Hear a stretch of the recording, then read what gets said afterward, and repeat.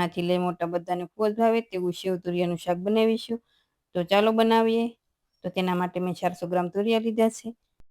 તુરિયાનો બંને સાઈડનો આ રીતે ભાગ કટ કરી તેની સાલ અલગ કરી દઈશું. તો તુરિયા બધાને ઘરમાં નથી ભાવતા હોતા, પણ આજે આપણે અલગ જ રીતે સેવ તુરિયાનું શાક બનાવીશું અને સ્ટફ કરીને બનાવીશું. અને તુરિયાને બાફવાની પણ ઝંઝટ નથી, આપણે ઝટપટ બનીને તૈયાર થઈ જાય એ રીતે તુરિયાનું શાક બનાવીશું. અને તમારે આ રીતે તુરિયાની પસંદગી કરવાની, વધારે જાડા નહીં અને વધારે પતલા પણ નહીં, કેમ કે આપણે ભરીને શાક બનાવવાનું છે, એટલા માટે આ રીતે મીડિયમ એવા તુરિયા હોય એ રીતે લેવાના. અને તુરિયાની સાલ થોડી હાર્ડ હોય છે, એટલે આપણે તેને અલગ કરી દઈશું. તો આ રીતે મેં તુરિયાની સાલ અલગ કરી દીધી છે. આ જ રીતે તમારે બધા તુરિયાની સાલ અલગ કરી દેવાની. અને હવે થોડી લાંબી સાઈઝમાં તેના આ રીતે આપણે ટુકડા કરી લઈશું. તો આ જ રીતે તમારે બધા તુરિયાની સાલ અલગ કરીને આ રીતે ટુકડા કરી અને હવે આ રીતે તુરિયાના ટુકડાને કટ કરીશું. વધારે કટ નહીં કરીએ, આ રીતે થોડું ઉપરથી જ કટ કરવાનું છે. તો આ જ રીતે મેં બધા તુરિયા કટ કરીને તૈયાર કરી લીધા છે. સાથે આપણે મસાલો પણ બનાવી લઈએ. તો તેના માટે મિક્સર જારમાં 2 સ્પૂન સિંગના દાણા, અડધી સ્પૂન તલ એડ કરી કચકચરા એવા વાટી લઈશું. પણ જો તમારે શાકમાં વધારે ગ્રેવી કરવી હોય તો તમે સિંગના દાણા અને તલ વધારે પણ લઈ શકો છો. તો હવે સિંગના દાણા અને તલ પણ બ્લેન્ડ થઈ ગયા છે. તો સાથે ટમેટાની પણ ગ્રેવી બનાવી લઈએ. તો મિક્સર જારમાં 2 મીડિયમ સાઈઝના ટમેટા, સાથે 1 લીલા મરચાના ટુકડા અને 1 ઇંચ જેટલા આદુના ટુકડાને એડ કરીશું. પણ લીલા મરચાં તમારે તીખા જો એ પ્રમાણે એડ કરવાના, કેમ કે આપણે આ શાકમાં લાલ મરચું પાવડર પણ વાપરવાના છીએ. તો હવે આ રીતે એક પ્લેટ લઈ તેમાં સિંગના દાણા અને તલ બ્લેન્ડ કર્યા હતા તે એડ કરીશું. સાથે અડધો કપ સેવ એડ કરીશું. પણ જો મોટી સેવ હોય તો તમારા હાથેથી થોડી ક્રશ કરીને એડ કરવાની.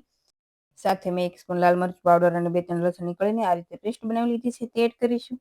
અને હવે સ્વાદ પ્રમાણે નમક એડ કરીશું.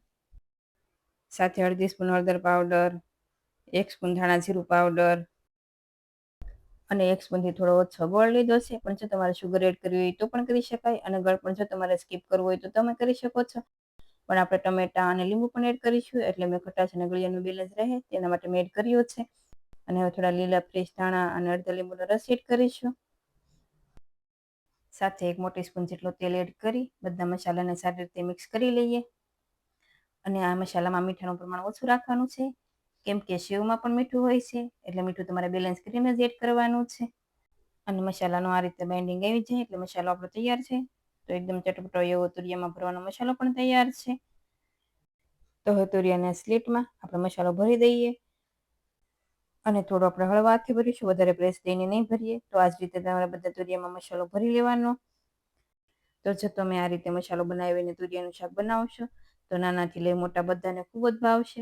અમુક વાર બાળકો તુરિયાનું શાક ન ખાતા હોય, પણ જો તમે આ રીતે એકવાર બનાવશો તો તે જરૂરથી ખાશે. તો આ જ રીતે મેં બધા તુરિયામાં મસાલો સ્ટફ કરી દીધો છે. અને હવે જે મસાલો વધ્યો છે તે આપણે શાક ઉપર એડ કરીશું, એટલે ગ્રેવી સારી એવી બનશે.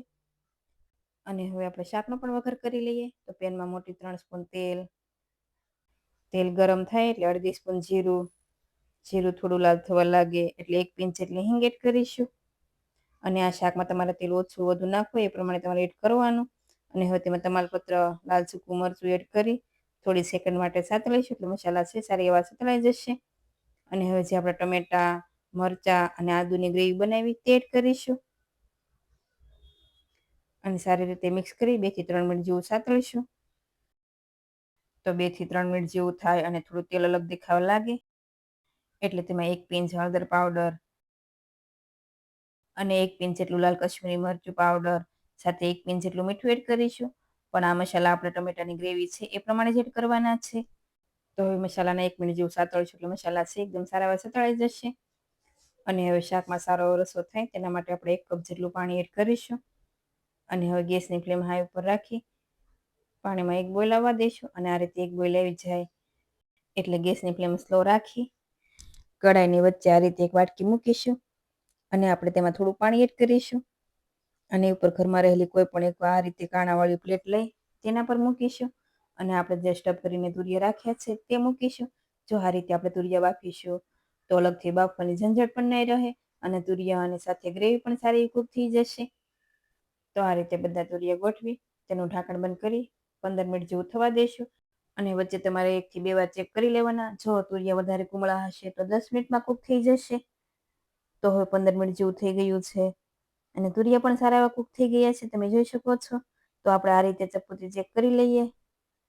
તો તો તુરિયા પણ સારા એવા કૂક થઈ ગયા છે. તો પ્લેટ છે તેને આપણે બહાર લઈ લઈશું. અને વાટકામાં પાણી છે તે શાકમાં રસવા માટે આપણે થોડું એડ કરીશું. પણ પહેલા આપણે ગ્રેવીને એકદમ સારી રીતે મિક્સ કરી લઈએ. અને જો આ શાકમાં તમારે રસો રાખવો હોય એ પ્રમાણે પાણી એડ કરવાનું. તો આપણે અડધા વાટકા જેટલું પાણી એડ કરીશું. પણ જો તમારે વધારે રસો રાખવો હોય તો વધારે પાણી એડ કરવાનું. અને હવે તુરિયા એડ કરીશું. સાથે જે મસાલો વધ્યો છે તે પણ ઉપર એડ કરી દઈએ. અને આ રીતે થોડો મસાલો આપણે ઉપરથી એડ કરીશું એટલે શાક ખૂબ જ સારું બનશે અને ગ્રેવી પણ સારી એવી ઘટે એવી બનશે. તો હવે તુરિયા અને મસાલા સાથે સારી રીતે મિક્સ કરી ઢાંકણ બંધ કરી 5 મિનિટ જેવું થવા દઈશું અને ગેસની ફ્લેમ સ્લો રાખીશું. તો હવે 5 મિનિટ જેવું થઈ ગયું છે. તો આપણે ઢાંકણ ખોલીને જોઈ લઈએ. તો તુરિયા સાથે મસાલા પણ એકદમ સારી રીતે મિક્સ થઈ ગયા છે. અને આ રીતે પેનમાં તેલ પણ અલગ દેખાય છે. તો તમે જોઈ શકો છો શાક એકદમ સારું કૂક થઈ ગયું છે. અને હવે આપણે ગેસની ફ્લેમ બંધ કરીશું. અને સાથે ઉપર થોડા લીલા ધાણા અને અડધી સ્પૂન જેટલી કસૂરી મેથીને આ રીતે હાથેથી મસળીને એડ કરીશું. તો કસૂરી મેથીનો સ્વાદ આ શાકમાં ખૂબ જ સારો લાગે છે. અને આ શાક તમે રોટલી, રોટલા, પરાઠા કે ભાખરી સાથે સર્વ કરી શકો. તો તમને આ રેસીપી કેવી લાગી તે મને કમેન્ટમાં કહેજો. અને જો રેસીપીઓ ગમતી હોય તો વિડીયોને લાઇક કરજો, શેર કરજો અને મારી ચેનલને સબસ્ક્રાઈબ કરજો. અને આવી જ નવી રેસીપીઓ જોવા માટે બેલ આઇકન પ્રેસ કરજો. Thank you for watching.